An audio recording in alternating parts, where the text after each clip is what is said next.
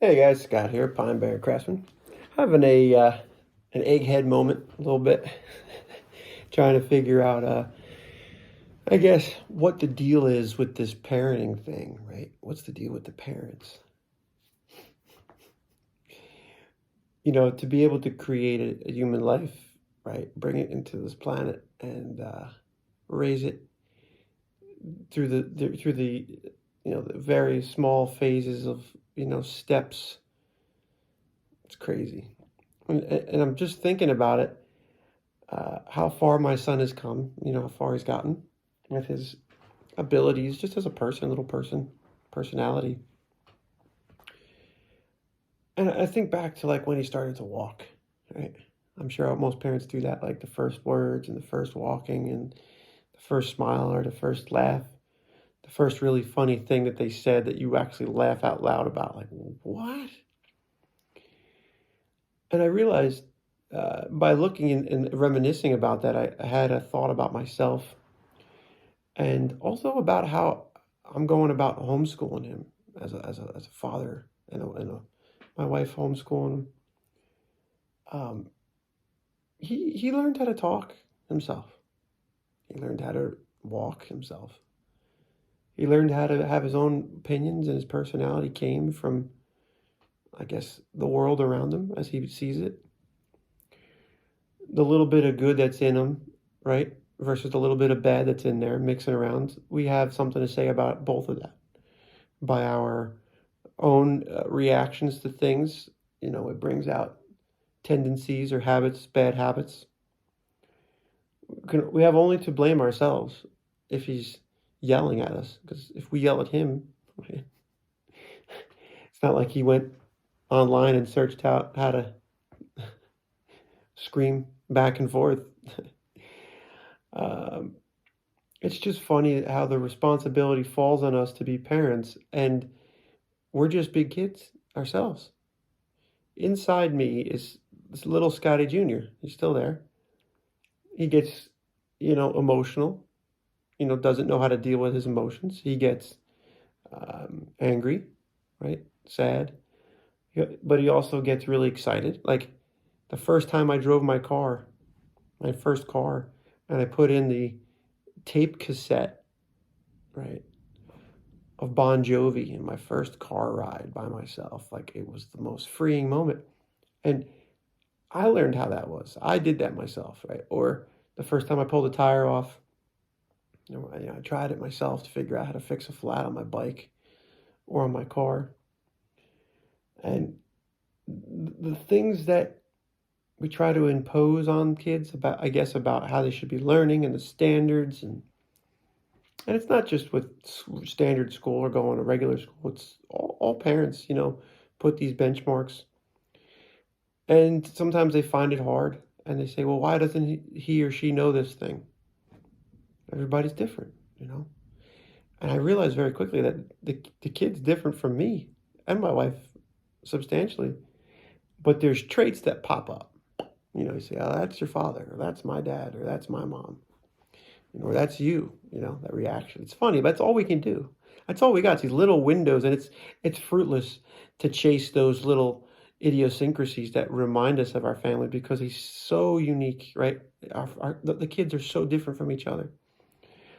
We only have one to compare to, but I can imagine it's pretty similar with most kids straight through, 4, 5, 2, however many kids you want more than that. I guess the point of this video is to just remind ourselves that, when you put the music on in your garage and you're lifting weights by yourself, no video, nobody around, nobody's watching, and you let loose in that moment to listen to that favorite song you've listened to for 25, 30 years, and it still hits you, that's you. That's still you. And it brings you back. And I'm not saying hold on to the past, because some people did things in the past you're not happy with, like myself. Uh, but you can pull strings from back then, and things that were things that made you happy. Don't just close the door on the past if you've had a bad upbringing or bad circumstances. And if you can remember far back, hold on to the best parts of it. I know sometimes it exposes deeper stuff, and our minds typically go negative.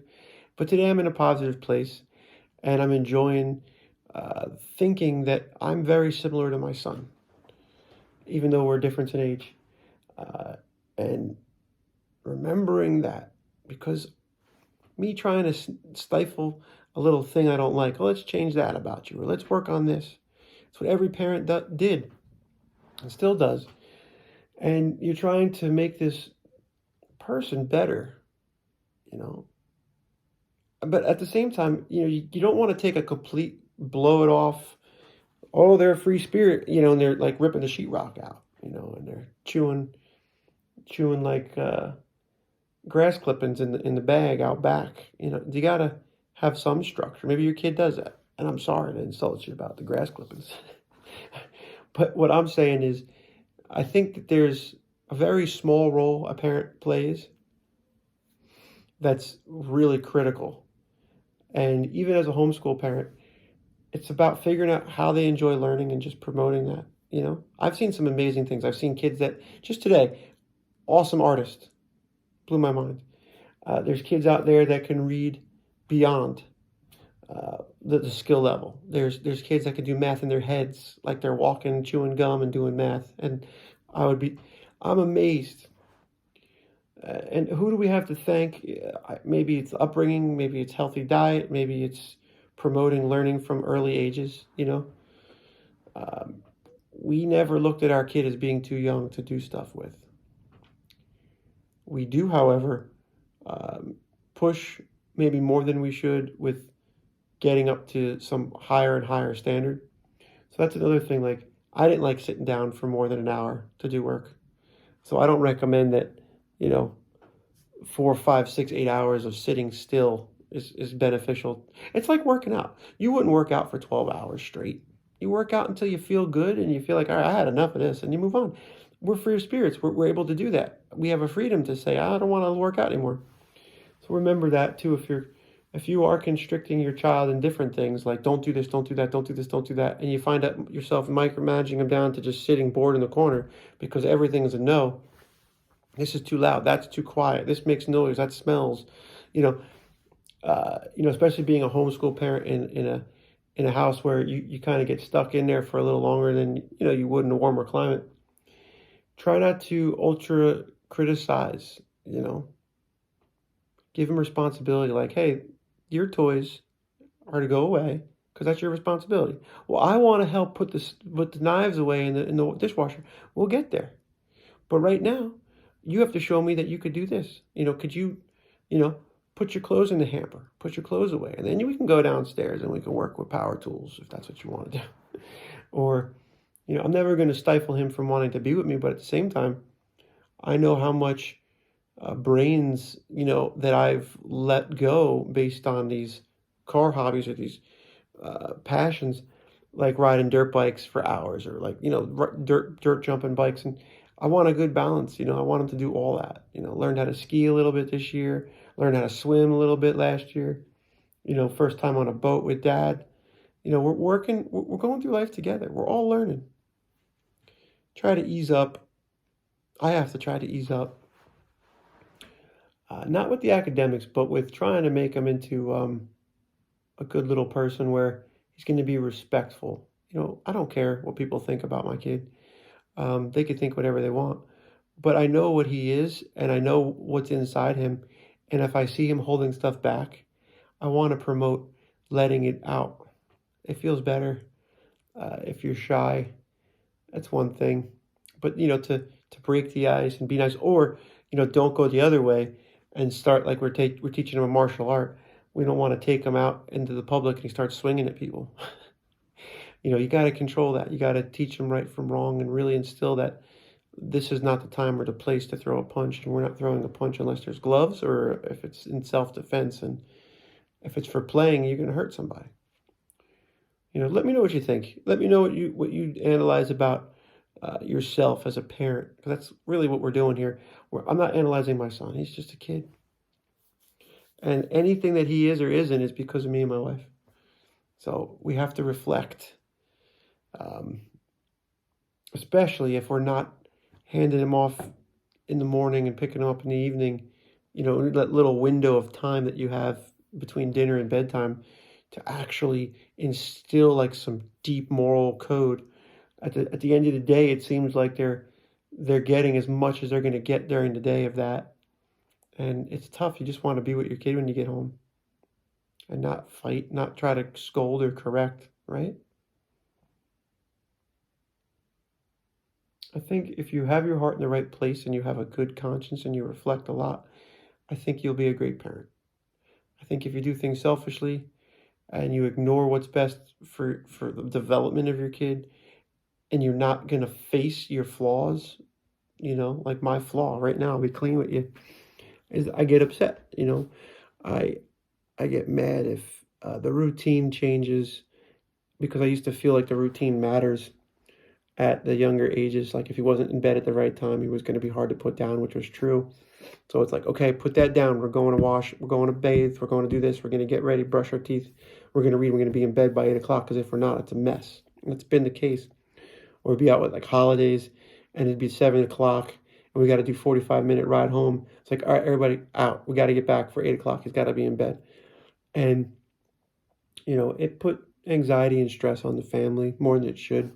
People don't understand that. Yeah, just let him be a kid. Let him stay up late. So, and, jumping the gun if there was an attitude and trying to stifle out attitudes, it's just him trying to experience being an adult, being a child, being an individual. So when they pop off, they're testing themselves. They don't even know what they say sometimes and how we're going to perceive it. So I get angry if I hear the littlest skosh of a bad attitude or talking back. I try to end it, but maybe it's a good idea to give those bumpers, and if it comes back to bite me or him, maybe he'll learn a better rule than me telling him that. Like, don't touch it, it's hot. Don't touch it, it's hot. Don't touch it, it's hot. Well, it's hot. See, told you. That works better sometimes with personality traits, Thanks for watching. I appreciate it. Like, share, subscribe. I'm going to be working on a shirt. Nice family we know now, and I think they do shirts. So I'm going to buy a shirt. I'm going to wear it, see if I like it, see if you guys dig it. And if anybody wants to promote a little bit of my channel, buy a shirt from me. Maybe come up with some ideas. I don't know, maybe like Swamp Thing, Pine Barren Craftsman with Swamp Thing. That'd be kind of cool, like something ugly coming out of the swamp. Or get like a guy misplaced in Maine from Jersey, like with a sign that says, "Where am I?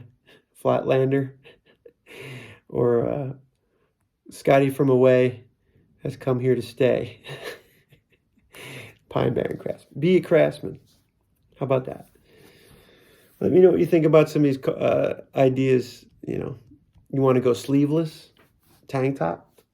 You want to go belly shirts for guys? Bring them back? Let me know. Come on, this is funny, dude. If you're not laughing about it. If you made it to 13 minutes, I think my average is probably like 2 minutes. People are like, all right, enough of this. If you made it to 13 minutes, you deserve a laugh. And I'm going to wear a belly shirt one day, maybe for 1,000. If we can get to 1,000 subscribers, I'm going to wear a belly shirt. Thanks for watching.